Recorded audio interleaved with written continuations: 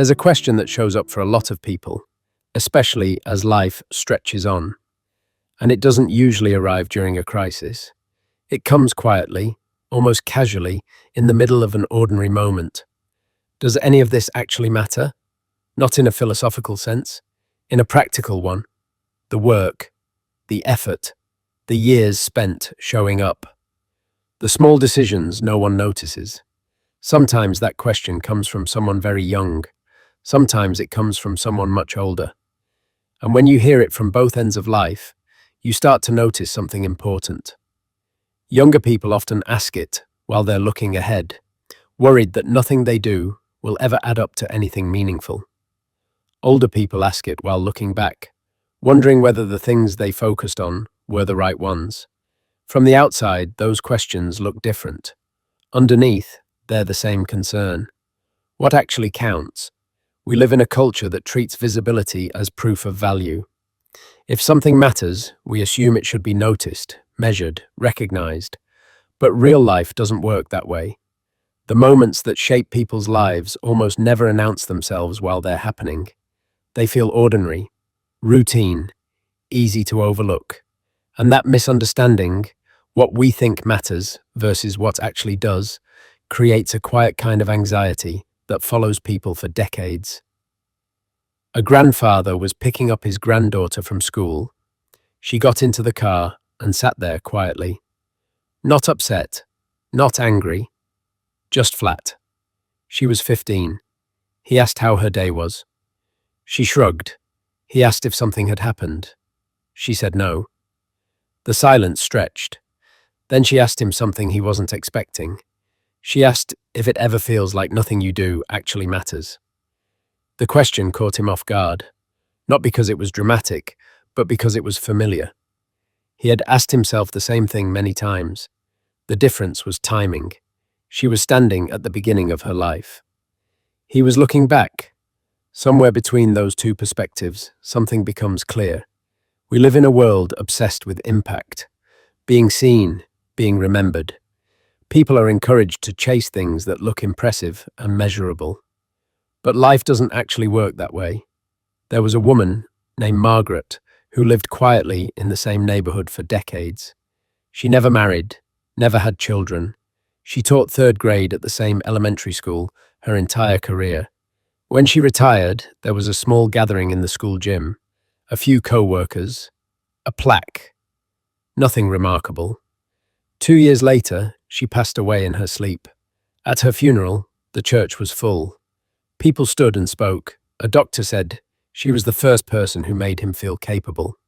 A woman said Margaret taught her to read when no one else thought she could. A man brought his daughter and said he became a teacher because of her. Margaret never tried to change the world. She showed up, learned names, paid attention, stayed late when someone needed help. At the time, it probably felt like just doing her job. But the ripple from that life kept moving. That's the part most people miss. The things that matter most rarely feel important while they're happening. There was a man in his late 30s going through a rough stretch. His business was struggling, money was tight, he was sleeping poorly and drinking more than he should have. One evening, he sat in his car outside a bar, undecided. Someone knocked on the window. A man he barely knew. They had spoken only a few times. He said he was getting coffee and asked if he wanted to come along. No lecture, no questions. They sat in a diner for a couple of hours and talked about ordinary things. And that man never went into the bar. He went home instead. Years later, he still saw that night as a turning point. The man who invited him for coffee probably forgot about it. That's how significance usually works. It's quiet. It doesn't announce itself. Most of the time, you don't even realize it mattered. There was a woman who wrote letters, handwritten ones, to her children, to old friends, to people she hadn't seen in years. After she passed away, boxes of letters came back. Inside them were responses written over decades. People talked about keeping those letters through hard years, reading them when they felt alone. She wasn't trying to matter. She was just reaching out. The pressure to be exceptional convinces people that ordinary life doesn't count unless it's impressive. But almost everything that holds the world together is done by people who won't be remembered for it. Parents who get up in the middle of the night with a sick child.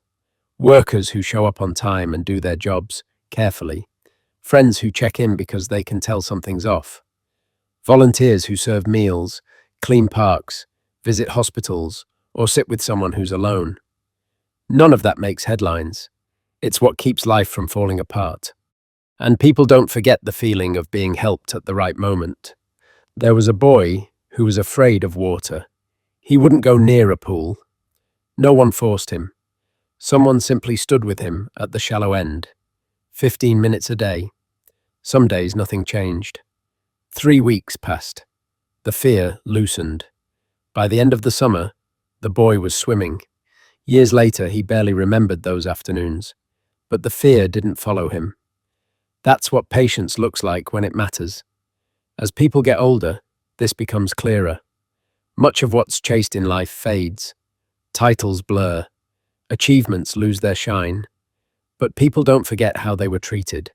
They remember who showed up, who listened, who stayed steady. There was a grocery store clerk working a late shift, exhausted, moving slowly. Most people passed without a word. One person stopped and asked how she was doing, genuinely. She talked about double shifts and a sick parent. The conversation lasted only a few minutes. No advice, just recognition. It didn't change the world. It didn't need to. That's why asking whether you matter often leads people in the wrong direction. It focuses on scale, when the real answer is much closer. Mattering isn't about being known by many people. It's about being real to the few who cross your path. It's presence, reliability, choosing patience over frustration, honesty over convenience. That's also why so many people get to their 60s and 70s and feel a strange kind of doubt about their own life. Not because they did nothing, but because so much of what they did was quiet. It was responsibility. It was care. It was showing up without applause. If you want a more honest way to think about mattering, it isn't, will I be remembered? It's simpler than that. Are you present with the people right in front of you? Are you kind when you don't have to be? Do you keep your word? Do you make room for someone else's hard day without making it about you? Those aren't glamorous questions, but they're the ones that decide whether a life actually had weight. A life doesn't need to be extraordinary to count. It needs attention. When people look back, regrets are rarely about missed achievements. They're about missed moments. When people look back, the regrets are often small in the same way. Not, I should have been famous, but I wish I'd been more patient. I wish I'd listened better. I wish I'd said the thing that mattered while I still had the chance. Meaning isn't built all at once. It's built in ordinary minutes that stack up over years. Meaning isn't built all at once. It's built, quietly, over time. If someone asks whether what they do matters, the answer is yes. Just not in ways that can be measured. Mattering isn't about leaving a mark on the world. It's about leaving an impression on people. That kind of significance doesn't announce itself, but it lasts. If this resonated with you, think about one small thing you might pay more attention to this week. One conversation, one ordinary moment. And if someone else needs to hear this, consider sharing it. There's more to say about what really lasts.